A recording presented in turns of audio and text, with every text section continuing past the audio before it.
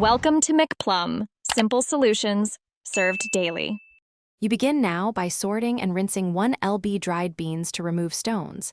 This prevents grit and off flavors. Next, quick soak. Cover beans with 3 times their volume of water, bring to a boil for 2 minutes, then let sit for 1 hour. This softens evenly. Meanwhile, prepare the ham hock and chop 2 carrots, 2 celery stalks, and 1 onion. Doing this while the beans soak saves time and keeps the workflow continuous.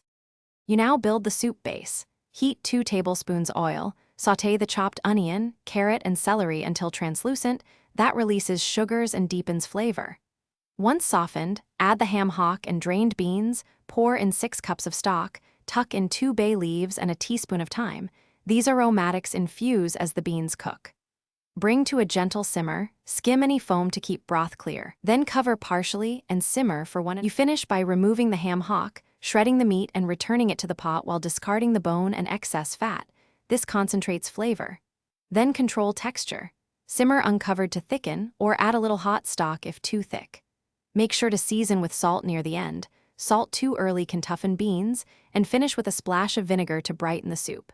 If soup is bland, increase simmer time and adjust salt and acid to balance. Thanks for watching. Stay juicy and subscribe.